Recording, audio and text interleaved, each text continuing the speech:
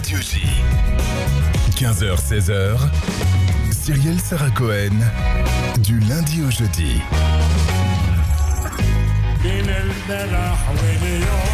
Bonjour à toutes et à tous et bienvenue sur Radio J. Je suis ravie de vous retrouver pour une heure d'émission avec quelqu'un que j'aime passionnément. Mon invité, enfant de tout pays d'Afrique du Nord, avec plus de 60 ans de carrière, 50 millions d'albums vendus, Enrico Macias n'a certainement pas coupé le micro. Il sort son double album live à l'Olympia. Il sera en concert au Dôme de Paris le 15 mars prochain et en tournée pour interpréter ses plus grands succès. Il sera accompagné par un grand orchestre composé de 22 musiciens et choristes et bien sûr en tournée. L'occasion comme toujours de redécouvrir, je dirais, notre invité en direct aujourd'hui sur Radio J. 15h-16h, Cyrielle Sarah Cohen. Radio J. Bonjour Enrico Macias. Bonjour Cyrielle. Merci beaucoup d'être mon invité aujourd'hui. La dernière fois que je vous ai reçu, c'était il y a 3 ans, quasiment jour pour jour. J'ai regardé. Oui. C'était en mars, la dernière fois que nous nous étions rencontrés, que je vous avais reçu sur ce plateau. Et depuis, j'ai envie de dire que ces derniers jours, pour vous, c'est la tournée des Grands-Ducs. La tournée des Grands-Ducs, oui. Encore une tournée. Exactement. Je vous ai vu ces derniers temps beaucoup dans les médias, chez beaucoup d'amis à moi, notamment Emma Guessel, chez qui qui était chez vous pour un petit déjeuner, je crois savoir, pour Télématin. Oui. Petite Oui. rousse, très chaleureuse, qui vous aime passionnément. C'était Emma. Emma. Emma, elle était extraordinaire. C'est une grande fan. Et en plus, elle m'a reçu, enfin, je l'ai reçue comme elle méritait. Et j'étais content d'avoir organisé ce petit déjeuner avec elle. Et elle a été d'une bienveillance incroyable.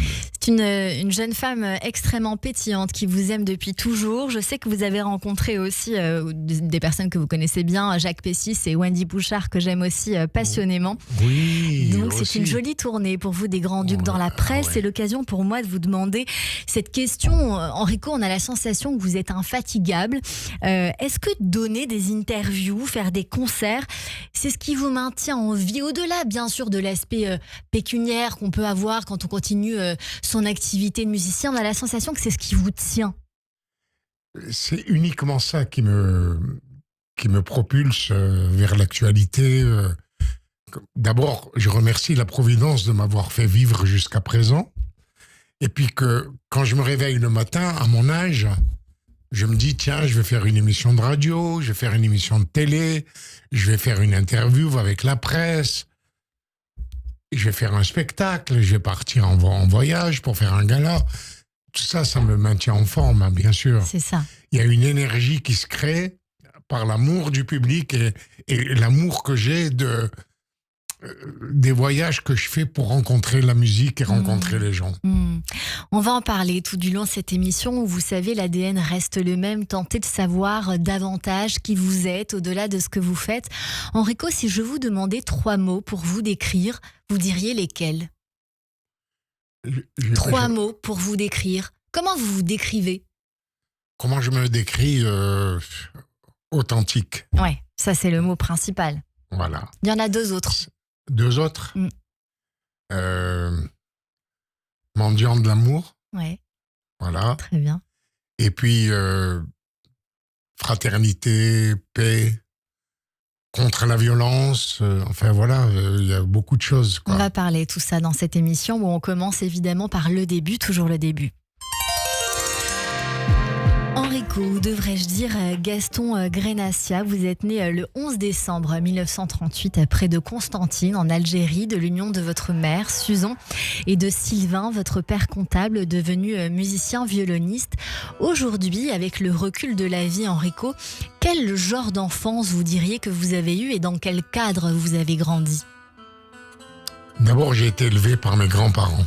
D'abord, ma grand-mère. J'étais un enfant, j'étais déjà artiste, rêveur. J'avais beaucoup de copains. Et puis quand je me fâchais avec un ami, j'étais malheureux. Je n'aimais pas ça. Je n'aimais pas. Je n'aimais pas aussi m'abaisser. Mais j'avais une certaine fierté. Mais cette fierté m'a coûté cher parce que quelque part, le fait d'être fâché, ça me rendait malheureux, quoi. Ouais. Mais la fierté me rendait encore plus malheureux. Ouais. Parce que je pensais j'espérais qu'on fasse le premier pas.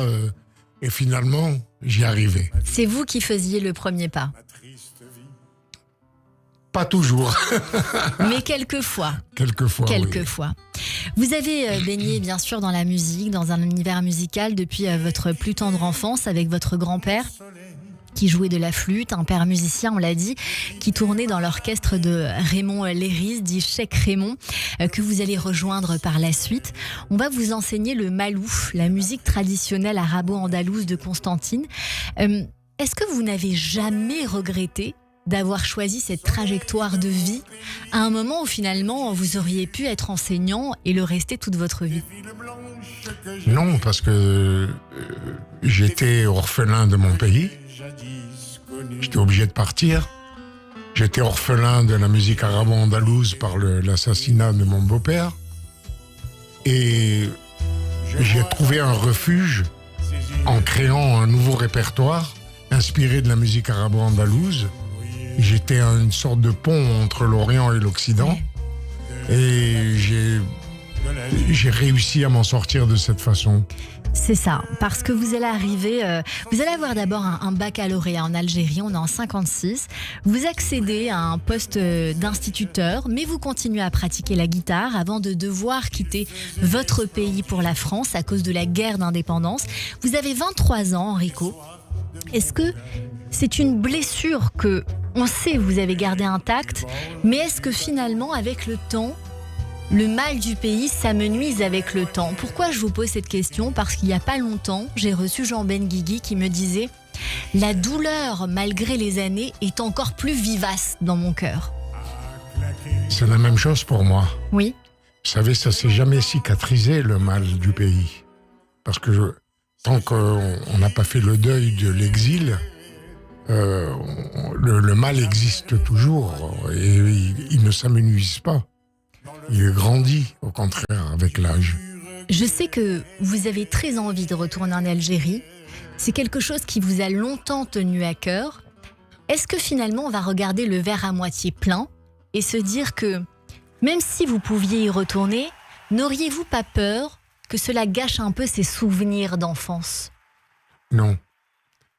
Non, la seule chose dont je suis sûr, c'est qu'à mon âge, c'est difficile de croire que je vais y retourner. C'est très difficile parce qu'on a eu plusieurs occasions. Ça ne s'est pas fait, ça veut dire que c'est pas la destinée. Mais ça restera une frustration pour moi, tout le temps. Tout le temps. Et j'espère que mes enfants et mes petits-enfants pourront retourner et raconter, qu'on leur raconte le grand-père ou l'arrière-grand-père que j'ai été. Justement, Enrico, c'est une de mes questions. Quel genre de père et de grand-père vous êtes? Je suis un fou d'affection, d'amour pour les petits-enfants. Pour mes enfants, bien sûr, maintenant ils sont grands. Et ils m'ont délégué leurs enfants pour communiquer toujours le même amour. Non, c'est vraiment... Est-ce que cet amour, Enrico, il passe par la musique? Parce que je sais que votre papa a beaucoup cru en vous. Est-ce que c'est quelque chose que vous essayez de transmettre, justement, à la génération d'après? J'ai pas besoin d'essayer, mais ça se transmet naturellement. Ouais. C'est dans notre ADN, la musique. De cabaret en cabaret, alors Enrico, vous allez devenir le Tino Rossi des Pieds Noirs, comme on dit, une star populaire de la chanson française ensuite. Vous vous faites remarquer, vous assurez la première partie d'un concert de Gilbert Bécaud. Et alors, votre carrière va démarrer en 62 avec le succès du titre Adieu mon pays que nous écoutions il y a quelques secondes, composé lors de la traversée de la Méditerranée durant cet exil. Cette chanson, c'est la première, viscérale, qui va faire de vous un symbole. À 25 ans, vous sortez alors un premier album et ce titre « Enfant de tout pays » qui résonne encore et sans doute particulièrement aujourd'hui pour vous. Cette chanson-là. Quand j'ai écrit cette chanson avec Jacques Demarny et Pascal René Blanc, je pensais que le rêve de l'artiste allait s'arrêter à la création de la chanson. Ouais. Parce que j'espérais que le rêve que je faisais dans cette chanson allait se réaliser. Et que je n'aurais plus à la chanter quelques années plus tard. Or, au bout de 60 ans, je m'aperçois qu'elle est encore d'actualité et que les enfants de tout pays ne sont pas encore tous des frères. Mais c'est toujours dans mon idéal, dans mon rêve. Parce que moi, mon rêve dépasse, mais vraiment de loin, la réalité. Quelle réalité? Une dure réalité. Oui. Dure réalité. Mais le rêve, c'est quelque chose d'inatteignable. Le rêve, c'est la paix, Enrico? Bien sûr, la paix dans tous les cœurs. La paix, c'est pas seulement un papier qu'on signe entre deux États. La paix, c'est aussi la paix intérieure de chacun et le bonheur intérieur de chacun. Ça, c'est la vraie paix. Ouais. Vous n'avez jamais cessé de la chanter, cette paix, avec une 40aine d'albums, plus de 150 chansons, les succès que l'on connaît, bien sûr. Paris, tu m'as pris dans tes bras, les filles de mon pays. Depuis 60 ans, vous chantez cette paix, cette fraternité. Est-ce que vous avez pensé à écrire une chanson pour parler de ce qui se passe en ce moment en Israël ? Est-ce que vous auriez voulu écrire une chanson pour ce qui se passe en ce moment en Israël ? Est-ce que vous y pensez, Enrico ? Je ne veux pas profiter des événements qui se sont passés, disons, carrément du 7 octobre, pour en faire un succès ou quoi que ce soit. Si jamais j'écris une chanson comme ça, cette fois-ci, ça sera pour aider les familles des gens qui ont perdu les otages, qui ont perdu les soldats pendant cette guerre. Et je ne vais pas profiter de l'actualité pour faire du succès, pour faire la fête aussi avec des chansons. Parce que ce qui compte pour moi le plus, c'est l'espoir que tout aille mieux. Et ça, personne ne me l'enlèvera. Il y a quelques années, vous avez sorti cette chanson, Enrico Macias. Un berger vient de tomber sous les armes. Le cœur d'une humanité est en larmes.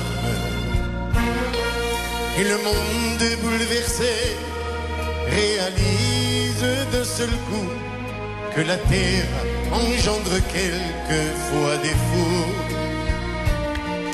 C'était une chanson sur l'assassinat de l'ancien Premier ministre d'Israël, Yitzhak Rabin, le 4 novembre 1995 à Tel Aviv en Israël.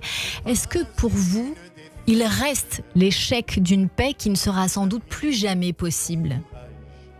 D'abord, je ne l'ai pas écrite pour le Rabin au départ. Je l'ai écrite pour le président Sadat, qui avait fait un geste fantastique en faisant la paix avec Israël, Ouais. alors que quelques mois auparavant, il a fait la guerre, il était le chef de guerre. Ouais. Et il a décidé de faire la paix avec Israël. C'est le premier État arabe, président d'un État arabe le plus important, qui avait fait la paix avec Israël.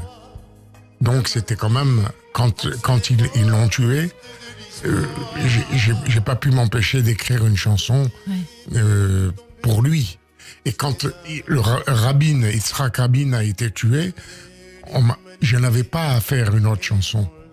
Donc, quand je la chantais sur scène, je disais pour le président Sadat et pour Yitzhak Ça me met Rabin. les frissons de vous entendre dire ça, Enrico Macias. Comme quoi, finalement, on peut s'émouvoir de deux peuples de la même manière. Mais oui. De deux Mais oui. représentants de la même manière. Mais bien sûr, parce qu'ils avaient envie de faire la paix, les deux, et ils ont assassiné la paix des deux côtés. Des deux côtés. Ce qui n'est pas bien. Ce qui n'est pas bien. Vous avez été de tout temps un grand défenseur d'Israël. Dans votre autobiographie L'envers du ciel bleu, parue il y a 10 ans, vous évoquiez bien sûr ce combat pour la paix dans le conflit. Vous croyez toujours en une réconciliation possible après le 7 octobre ? Je vous ai dit, de toute façon, l'espérance pour moi ne pourra jamais être touchée. Mais la réalité, oui. La réalité, je suis bouleversé par ce qui arrive. Je ne suis pas fou, je sais. Mais l'espérance me permet de tenir le coup un petit peu comme la musique, à un moment donné, qui a été un médicament pour moi. Et l'espérance, c'est un autre médicament. Votre musique peut nous unir et nous réunir, que nous soyons de gauche ou de droite, que nous soyons pour les Palestiniens, que nous soyons pour les Israéliens. Cette musique, elle est intemporelle, Enrico Macias, parce que vous chantez en hébreu, on l'entend, vous chantez en arabe, vous chantez en français. Vous serez en concert au Dôme de Paris le 15 mars. Vous serez accompagné par un grand orchestre composé de 22 musiciens et choristes. Qu'est-ce qui nous attend sur scène ?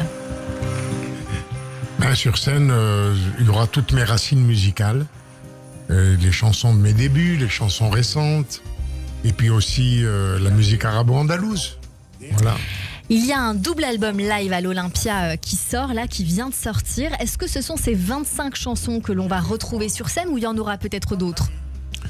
Il y en aura un peu d'autres, parce que je ne fais jamais la même chose. Chaque concert est un succès. Vous faites toujours salle comble, Enrico Macias. Comment vous l'expliquez, ça ? Moi, j'explique la chance que j'ai que les nouvelles générations se sont ajoutées aux anciennes. Et c'est peut-être pour ça que je remplis les salles. Vous parlez de salles remplies le 18 et 19 mai dernier. Vous étiez à l'Olympia pour célébrer les 60 ans de votre premier concert dans la mythique salle parisienne. C'est une mythique salle qui est si chère à votre cœur parce que je crois que vous avez une anecdote assez incroyable, vécue notamment il y a 2 ans avec un public qui vous a un petit peu remplacé. Ah ben complètement, j'ai eu une extinction de voix. Et ce qui m'a fait plaisir, c'est que le public m'a remplacé. Et pendant 2h30, ils ont chanté à ma place. Alors le spectacle, c'était le public et moi, j'étais le spectateur. Et c'est ça qui est merveilleux. Vous savez, Enrico, dans cette rédaction, il y a une jeune femme qui vous adore. Elle s'appelle Chérel Mimoun.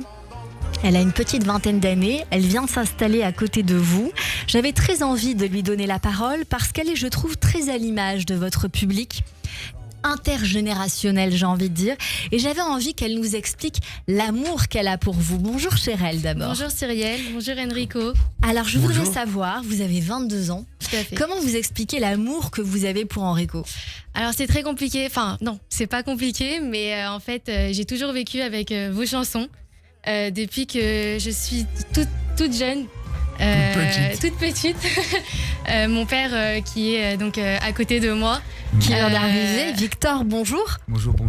J'avais très envie de vous recevoir tous les deux parce que ça fait très longtemps que Chérel me dit tu vas recevoir Enrico, mais quoi ? Et alors elle est surexcitée, pour dire la vérité. Et son papa a aussi une histoire très particulière parce que je crois que vous avez eu un rôle assez majeur dans la rencontre avec la maman. Bonjour Victor, racontez-nous. C'est mon idole. Je l'aime depuis des années. Je sais pas, je suis très ému. Excuse-moi, Gaston. Et puis on s'est vu dernièrement au Portugal pour un mariage. Je sais pas si tu te rappelles, pour la famille Lelouch. On était ensemble. Oui. J'avais un costume. T'as craqué pour mon costume. Tu m'as dit où t'as eu ton costume. Je voudrais avoir le même. Je t'ai dit après si tu veux on va se voir ensemble. Je voulais te l'offrir. Ça m'a tellement fait plaisir d'être avec toi. Vous l'avez ramené le costume ? Non, il est chez moi. Non, là il est plus chez moi. Il est à Tel Aviv. Il est à la maison là-bas. Et tu es parti. J'ai cherché partout. J'étais avec Steve, le papa de la mariée. Il est où parti ? Il me dit il est parti avec son copain Jacques en train de fumer le cigare quelque part. Ah oui, c'était un grand kiff. Jean-Charles Hazak, voilà exactement.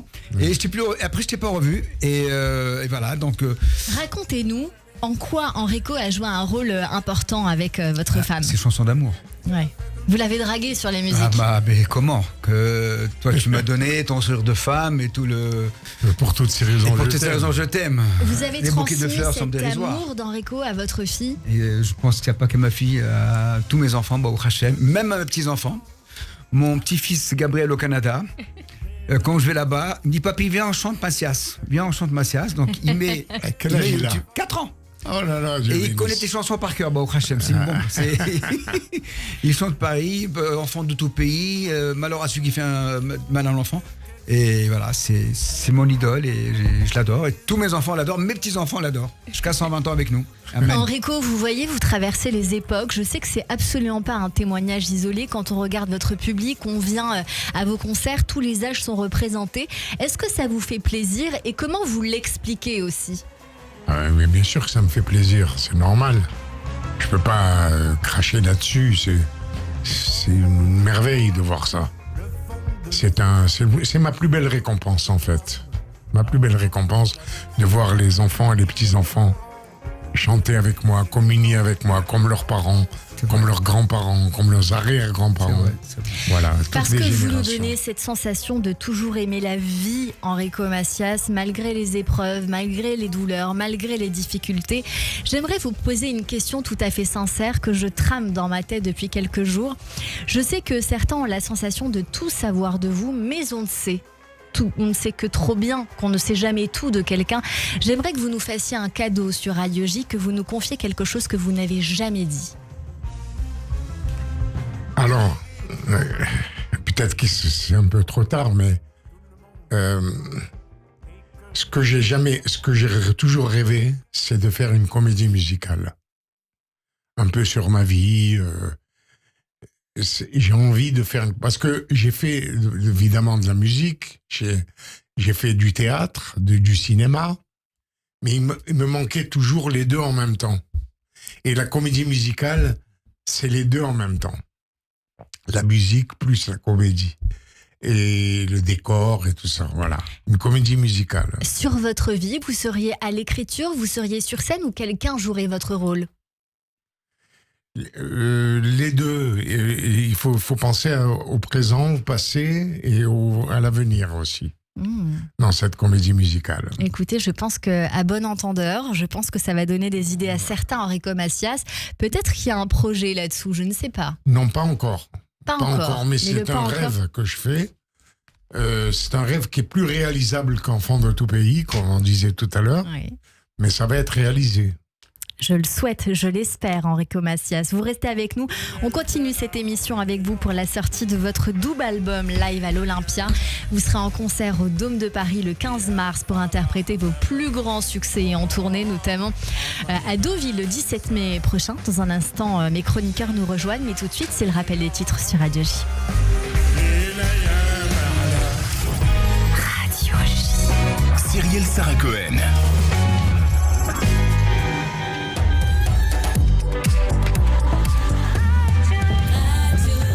15h30 sur Radio J, bonjour et bienvenue. Tout de suite, le rappel des titres avec Etanit Belaïch.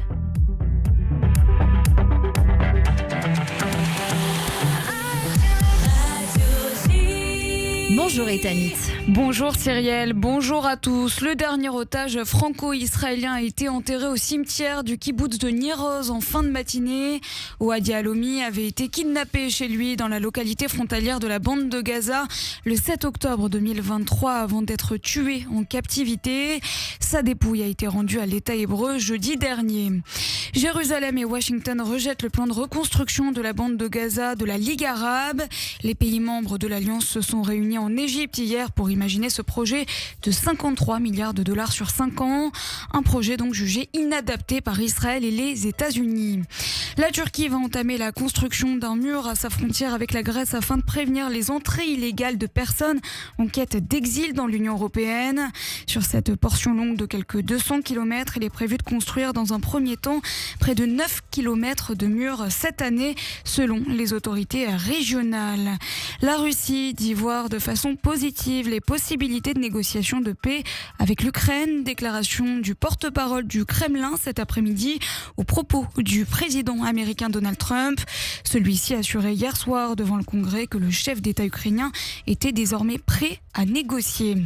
Le président français Emmanuel Macron doit s'adresser aux Français ce soir à 20h dans une allocution télévisée qui portera sur la défense nationale dans le contexte de la guerre en Ukraine. Selon son entourage, le chef de l'État entend répondre aux angoisses des Français face à la nouvelle donne internationale. Enfin, à l'issue du Conseil des ministres à l'Élysée, l'ancienne ministre chargée de l'enfance, Sarah El Haïry, a été nommée haute commissaire à l'enfance. Deux autres ministres macronistes, Clément Beaune et Barbara Pompili, ont été respectivement désignés haut commissaire au plan en remplacement de François Bayrou et ambassadrice à l'environnement. Merci beaucoup Etanit Belaïch. On vous retrouve à 16h pour le journal complet. Tout de suite une pause et on retrouve Enrico Macias et mes chroniqueurs sur Radio J. Radio Radio J. Bonjour, c'est Lise Gutmann. Le 10-11, Lise Gutmann. Ravie de vous retrouver tous les matins au programme Judaïsme, divertissement, communauté. Radio J. Le Magen David Adom présente mercredi 12 mars au Paris Country Club un événement unique, un combat pour une cause, 3 affrontements spectaculaires avec en point d'orgue Cyril Benzaken, 6 fois champion du monde de kickboxing. Entrez dans l'arène pour une soirée d'exception au profit des secouristes du MDA. 12 mars à 20h. Réservez vite votre place. mda-france.org.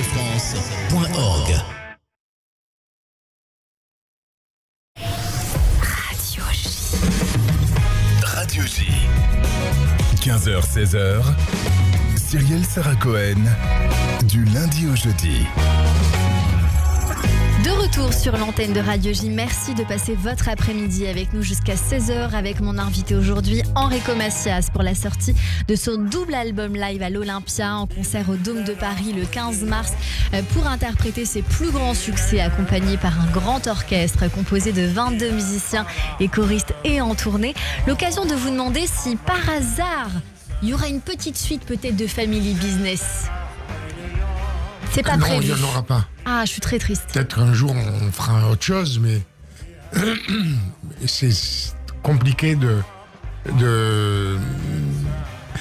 après le succès de toutes les saisons, et je crois qu'il y en a eu 3 ou 4 déjà. Oui, il y en a eu quelques-unes, 2 ou 3, je sais plus. Oui. 3, oui, 3. C'est compliqué. Il vaut mieux partir sur un succès que de refaire après du raccommodage. Je suis bien d'accord avec vous. Tout de suite, on va vous emmener au théâtre, Enrico, avec Charlène Villemer qui nous emmène découvrir la pièce Je t'aime à l'italienne et à l'algérienne. Au théâtre. Bonjour Charlène. Bonjour Cyrielle, bonjour Enrico et bonjour à tous. Aujourd'hui, je vous emmène à la Divine Comédie pour aller voir une pièce aux accents méditerranéens et romantiques, Je t'aime à l'algérienne. L'histoire, c'est celle de 2 potes, Carlo et Farid, dragueurs, bringueurs, bref, 2 copains qui s'aiment comme des frères. Mais ça, c'est jusqu'au jour où Carlo annonce à Farid qu'il aime sa sœur, Aïcha. Vous me suivez ? Mais attention, ce n'est pas fini, parce que si Carlo a un secret, Farid n'est pas en reste, lui aussi a quelque chose à cacher. Il sort avec l'explosive et pétillante Rachel et lui fait croire qu'il est juif. Et Rachel débarque dans leur appartement à l'improviste. Aïcha, ça! Qu'est-ce qu'elle fout là de venir que J'ai trouvé ma robe, elle est trop belle, regarde. Viens ici. Notre mariage, ça va être la plus belle journée de ma vie. Alors, Ellie, pour la synagogue, mon père en a fait installer une juste à l'entrée de la salle. La classe ou pas la classe? Dans un feu d'artifice. Et ce serait écrit Mazel Tov en grand dans le ciel. Et quand les masques vont tomber, c'est une histoire à tambour battant qui va se mettre en place avec des rebondissements plus drôles et désopilants les uns que les autres. Et là, au détour d'une scène, un nom surgit. Le vôtre, Enrico.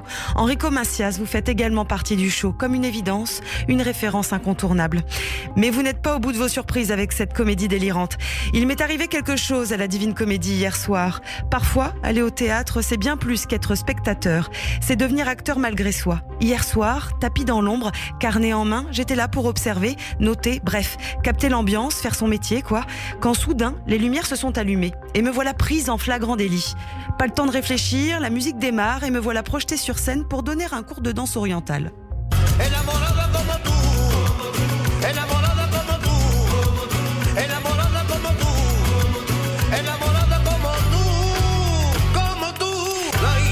Je t'aime à l'algérienne, une comédie qui se veut aussi romantique sur un thème d'actualité, celui du vivre ensemble.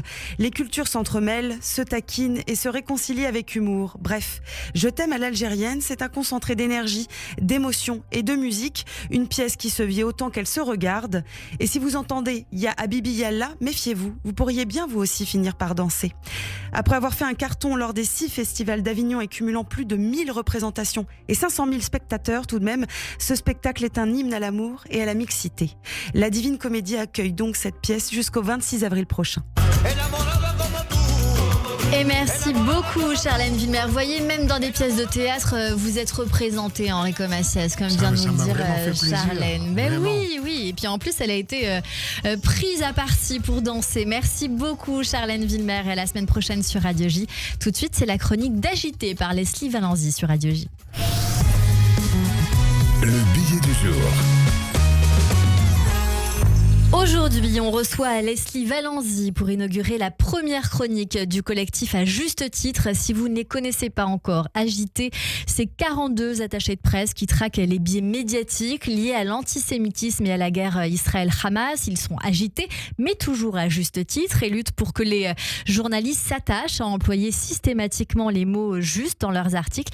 Leslie, on va bien sûr vous laisser expliquer tout ça, mais d'ailleurs, pour nos auditeurs et auditrices, c'est quoi exactement un biais médiatique? Alors Cyrielle, un biais médiatique, c'est tout simplement percevoir une distorsion de la réalité en lisant un article, en regardant ou en écoutant un reportage télé ou radio.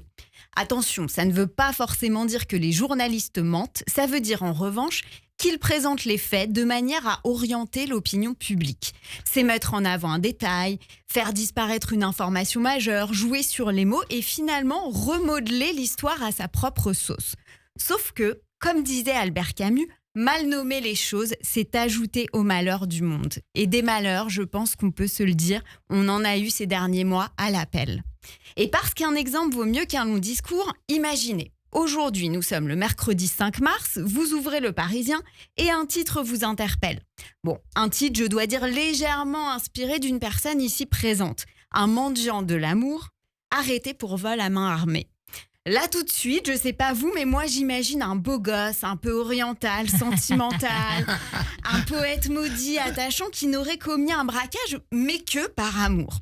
Sauf qu'en réalité, en lisant l'article, vous découvrez que ce fameux mendiant de l'amour a vidé 5 banques, pris une centaine de personnes en otage, des enfants, des personnes âgées, et qu'il est recherché dans 10 pays. Est-ce que vous voyez le problème ? Finalement, le choix des mots a un pouvoir inestimable qui est celui de changer la perception sur une situation. Et des biais comme celui-ci, Cyrielle, on en croise tous les jours. Ces 6 derniers mois, pour vous dire, on en a même relevé près de 300 dans les médias. À ce stade, on peut presque parler d'une pandémie qui s'étend doucement mais sûrement dans certains médias avec un effet secondaire inquiétant. Et c'est pas de la fièvre. Ce nouveau virus transforme de plus en plus de journalistes en idiots utiles du Hamas. Et comme vous l'avez dit, au sein du collectif Agité, on est 42 attachés de presse et communicants et chaque jour, on se bat pour faire reculer cette épidémie. Alors on essaye de le faire avec dialogue, avec pédagogie, mais je dois vous avouer quelque chose, Cyrielle, Enrico. Parfois, certains journalistes, on aurait bien envie de les dégommer. J'étais obligée de la faire. Alors Leslie, concrètement, expliquez à nos auditeurs quand et comment cette bande d'agités s'agite. Eh bien, Cyrielle, on s'agite notamment quand les médias osent parler d'otages palestiniens pour désigner des terroristes. On s'agite quand on découvre que dans des rédactions très honorables, certains journalistes postent à titre personnel des tweets antisémites en toute impunité. On s'agite quand il y a des appels à l'intifada dans nos rues et qu'une seule petite poignée de journalistes s'empare du sujet. On lit, on analyse, on interpelle, on démonte les biais, mais on met aussi en lumière les bonnes pratiques. Parce que oui, il faut le dire, certains journalistes font très bien leur boulot. Plus encore, on rappelle aussi aux journalistes à quel point leur rôle de passeur de mémoire est essentiel. Parce que transmettre, c'est éviter que l'histoire ne se répète. Quand on sait que 46% des jeunes, vous avez dû en entendre parler, ne savent même pas ce qu'est la Shoah, on se dit qu'il y a encore du travail. Alors dans notre collectif, on a quand même un atout intéressant. À nous 42, on connaît les journalistes, ils nous connaissent et petit à petit, ils nous écoutent et nous laissent ouvrir un dialogue. Alors, c'est peut-être juste une goutte d'eau, mais Enrico, vous parliez d'espoir. Et on a de l'espoir vis-à-vis des médias. Et si on peut faire évoluer la presse vers un tout petit peu plus de rigueur, on aura déjà gagné quelque chose. Et enfin, à partir de la semaine prochaine, on décernera chaque mercredi le trophée du biais antisémite de la semaine. Et vu ce qu'on observe chaque jour dans la presse, on peut vous dire que la concurrence sera rude. Chaque semaine est là, c'est un véritable festival du biais.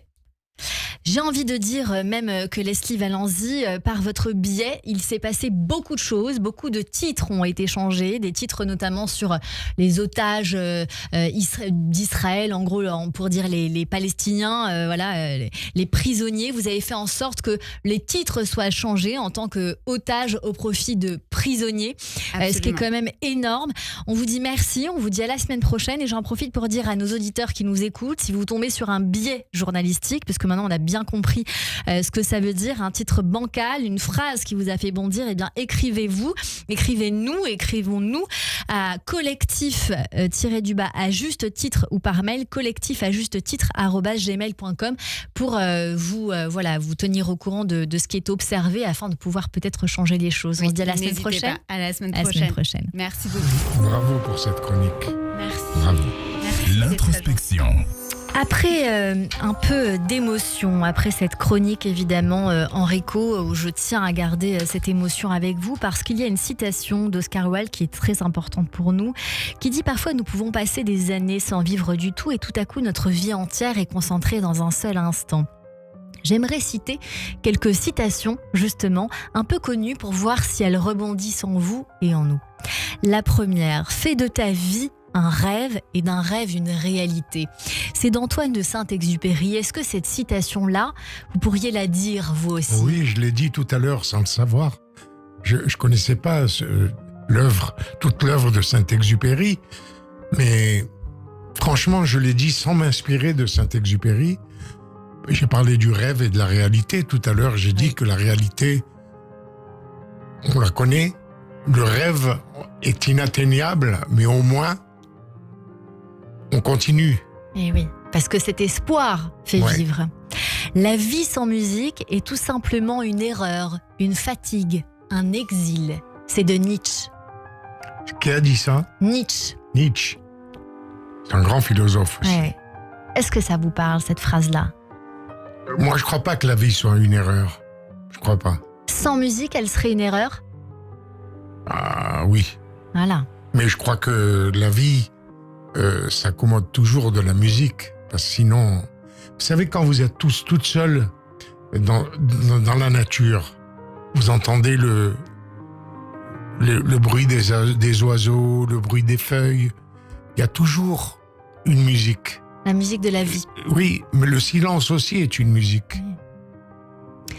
La musique est la langue des émotions. Est-ce que pour vous, il n'y a pas mieux pour exprimer vos émotions, Enrico ? Ah oui, c'est la langue des émotions parce que la musique, ça peut faire plaisir et ça peut faire pleurer, ça peut faire rire. Tout. Jules César a dit « Qui veut la paix prépare la guerre ». Je suis pas d'accord. Je suis pas d'accord avec ça. Qui a dit ça ? Jules César. Jules César, ouais, évidemment, c'était un empereur, un impérialiste, quoi. À la fin, à la toute fin, nous nous souviendrons non pas des mots de nos ennemis, mais des silences de nos amis. Je vous ai dit tout à l'heure que le silence était une musique. Est-ce que cette musique, elle vous fait mal, Enrico ? Parce que c'est vrai qu'on a souvent reproché à certains de nos amis de ne pas avoir été là pour nous soutenir dans cette période dramatique après 7 octobre. Est-ce que vous avez souffert de ça, vous, ou pas du tout ? Un peu, mais bien sûr que je ne veux pas critiquer mes collègues, mais dans ces cas-là, le silence est une erreur. Est-ce que pour vous, le rôle d'un artiste, c'est aussi de dénoncer ce qui l'insurge à titre personnel ? J'aime pas ce mot dénoncer, parce que ça me fait penser... Dire. Non, dénoncer, ça me fait penser aux collabos. Aux collabos et tout ça, qui ont fait du mal. Par exemple, les voisins de certains juifs qui dénonçaient les juifs qui habitaient dans l'immeuble se sont retrouvés à Auschwitz. Non, j'aime pas ce mot dénoncer. Mais est-ce que vous pensez que quand on est un artiste, on doit dire ce qui nous fait mal ? On doit dire les douleurs que nous avons, notamment, je parle de ce 7 octobre. Oui, on doit dire les douleurs, on doit dire sans accuser qui que ce soit. Oui. Mais, moi, j'ai déjà accusé des gens.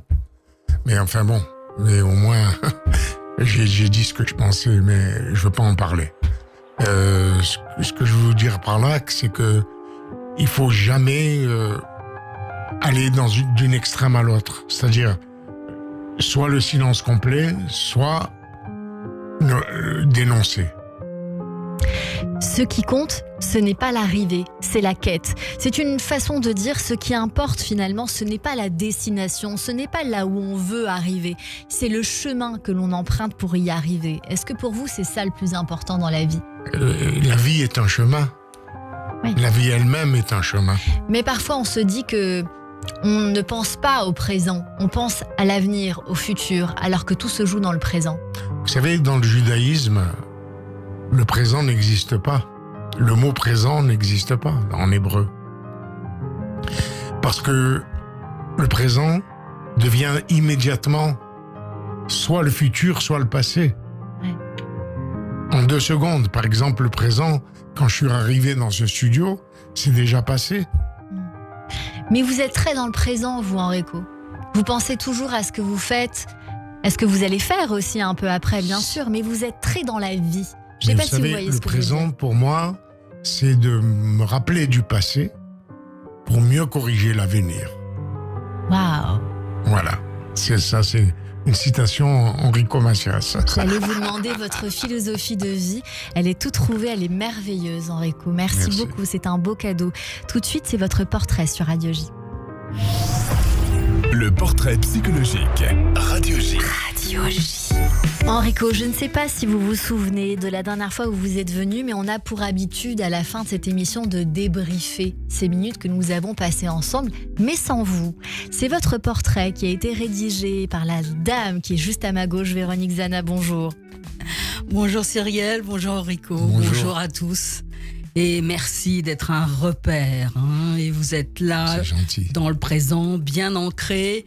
Et dans repère, il y a père. Et il y a quelque chose d'une filiation qui, là, moi, me fait pétiller. Et alors, j'entamerai avec votre premier mot qui est authentique. Et là, on sent bien que vous ne lâchez rien. Et vous le dites vous-même, une certaine fierté, ça coûte cher. Mais pour son intégrité, c'est important. Et vous dites également, les souvenirs, ça ne se gâche pas. Même si je pouvais y retourner, ils ne seront pas gâchés. Et là, vous marquez quelque chose qui fait que, quand c'est là, ça ne disparaît pas. Vous dites aussi, faire de la musique et profiter de l'actualité ? Non, ça je ne veux pas. C'est pas comme ça que j'envisage la vie. Et là, on entend bien votre éthique. Mettre votre musique au service de ceux qui en ont besoin, oui. Mais ne pas profiter de l'actualité, là n'est pas votre place. Alors votre côté authentique, on l'a vraiment bien entendu. Et au milieu de toute cette authenticité, il y a un petit palpitement, un gros palpitement. C'est le mendiant de l'amour.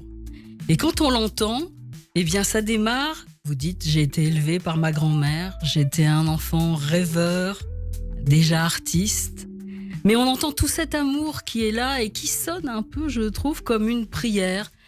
Et curieusement, vous dites, j'aimerais qu'on fasse le premier pas, comme si l'amour pour vous n'allait pas de soi et comme si on n'allait pas vous le donner, alors que je crois qu'on n'a qu'une envie, c'est de vous en donner un maximum. Alors mendier, oui, mais vous allez avoir les mains méga pleines, ça c'est certain. Et quand vous parlez d'amour, vous y mettez toujours folie, fou d'amour pour vos petits-enfants. Eh bien oui, l'amour, c'est vraiment votre ADN. Et ensuite, bien sûr, ce qu'on ne lâche pas, c'est ce pont. C'est ce qui vous relie. Vous avez parlé de la conjonction des temps, du passé, du futur, mais aussi la fraternité. C'est aussi un lien entre les hommes. Et ce que vous ne perdez jamais de vue, c'est la paix. Et ça, on l'a bien entendu dans ce que vous cherchez à faire, voire à réparer. Parce que finalement, ce pont entre l'Orient et l'Occident, dont vous dites que ça peut être un refuge, mais c'est déjà une forme de réparation par rapport à tout ce qui, autour, tente de dégringoler et que vous ne voulez pas lâcher. Alors, la paix, là aussi, ce qui est intéressant sur votre intérieur et extérieur, vous dites, mais la paix, ça doit d'abord commencer par l'intérieur. Elle est là à l'origine du bonheur. Donc, vous, c'est pas des mots en l'air, ça commence toujours de vous pour aller vers les autres. Donc on a là aussi vraiment cette crédibilité.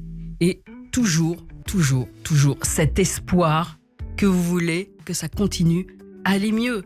Et entre votre vérité, entre l'au-delà, parce que chez vous, il y a toujours quelque chose qui va plus loin que vous.